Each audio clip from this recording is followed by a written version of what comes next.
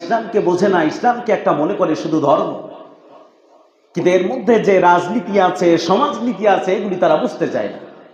অথচ চাঁদের দেশে গেল, ওয়েব টেলিস্কোপ পাঠালো, পৃথিবীতে আরো কি হবে তারা দেখতে থাকেন, দুনিয়ায় আরো কত কি হবে, হতে চলেছে, কিন্তু কোরআন বুঝলো না। শুধু কোরআনকে ওই বাড়ির মধ্যে, শিকার মধ্যে একটা করে সুমো দিলাম, পড়লাম আর রেখে দিলাম, শুধু এতটুকু করলাম, বুঝতে চেষ্টা করলাম না আল্লাহ পাকের বিধান কি বললো, রসুলের হুকুম কি হলো, আল্লাহ রসুল সাল্লাল্লাহু আলাইহি সাল্লাম তিনি কি বলে গেলেন, এইটা আমরা বুঝতে চেষ্টা করি। সব বুঝি, দুনিয়ার সব বুঝলাম। আপনার কাছ থেকে কেউ টাকা ঠকে নিয়ে যাবে এরকম তো হতে পারে না, আপনি সব বুঝেন। আল্লাহ পাক বলেন, ওয়ালাকাদ যারানা লিজাহান্নামা কাসীরাম মিনাল জিন্নি ওয়াল ইনস লাহুম কুলুবুন লা ইয়াফকাহুনা বিহা। আমি আল্লাহ রাব্বুল আলামিন ওই সমস্ত মানুষ এবং জিনের জন্য জাহান্নাম সৃষ্টি করেছি। লাহুম কুলুবুন লা ইয়াফকাহুনা বিহা, তাদের অন্তর দিলাম, অন্তর দিয়ে সে চিন্তা ভাবনা করলো না। ওয়ালাহুম আ'ইনুন লা ইবসিরুনা বিহা, আমি তাকে চোখ দিলাম, চোখ দিয়ে ভালো মন্দ সবই দেখলো, কিন্তু ভালোর পথে সে গেল না, মানুষের তৈরি করা মতবাদের দিকে ছুটে গেল, মানুষের আইন মেনে নিল,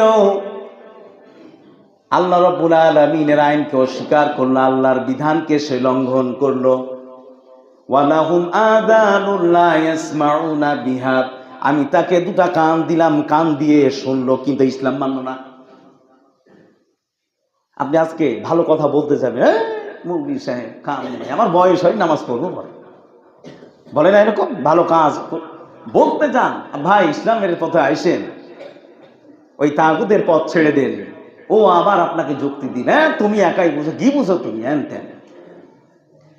আল্লাহ রাব্বুল আলামিন বলেন, আমি এদের অন্তর দিলাম, অন্তর দিয়ে চিন্তা ভাবনা করলো না, কান দিলাম, কান দিয়ে শুনলো না, অন্তর দিলাম, অন্তর দিয়ে চিন্তা ভাবনা করলো না, কান দিলাম, কান দিয়ে শ্রবণ করলো, কিন্তু ইসলাম মানলো না, ইসলামের আইন মানলো না, ইসলামের হুকুম মানলো না।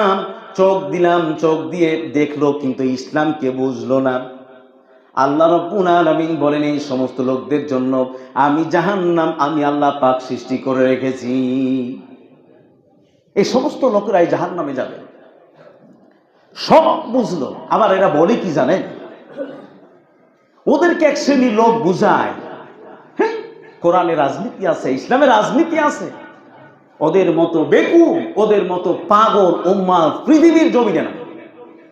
ওই যে একটা উদাহরণ দিয়ে আপনাদেরকে, এর আগে উদাহরণ দিয়েছিলাম, কোন অফিসার স্কুল পরিদর্শন করতে আসছে, তো বাবা তোমরা কি পড়ালেখা করো, বলছে স্যার আমরা ইতিহাস পড়ালেখা করি।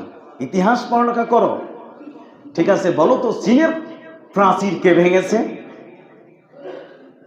প্রথম ছাত্র উনি বলছেন যে স্যার আমি বলতে পারবো না।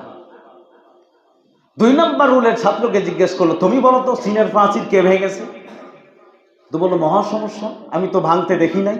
অফিসার রেগে ফায়ার, স্কুলের গ্রান্টকে বাদ করে দিবে, এই জন্য সে অফিস কক্ষে চলে গেছে। হ্যাঁ আপনি কি পড়ান এগুলি, খালি সরকারের টাকা খান আর ছাত্রদেরকে কি পড়ান এগুলি, আপনি আপনার স্কুলের গ্রান্ট আমি করে দিব, নামঞ্জুর করে দিব। অফিসারকে বলছে স্যার কি হয়েছে একটু খুলে বলেন তো।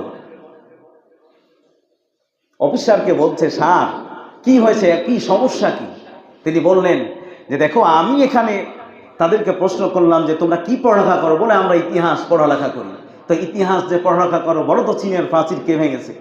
শিক্ষক উত্তর দেয়, স্যার আপনার জন্য হাদিয়া তওবা আছে, টাকা আছে, খাসির মাংস আছে, আপনি রাগ করবেন না, আমার ছাত্ররা যদি চীনের প্রাচীর ভেঙেই থাকে আমি তার দাম দেব। কথা বুঝতে পারলেন?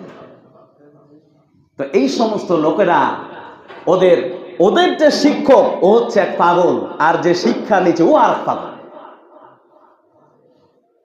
মিয়া পাগল কি গাছে ধরে? রাসূল পাক সাল্লাল্লাহু আলাইহি সাল্লামের জিন্দেগির শুধু নামাজ রোজালিবা আর রাসূলে পাক সাল্লাল্লাহু আলাইহি সাল্লাম তিনি রাষ্ট্র পরিচালনা করেছেন সেগুলি তুমি মানবা না। সে অনুযায়ী তুমি তোমার রাষ্ট্র, তোমার রাজনৈতিক জীবন হলো তাগুতের পথে।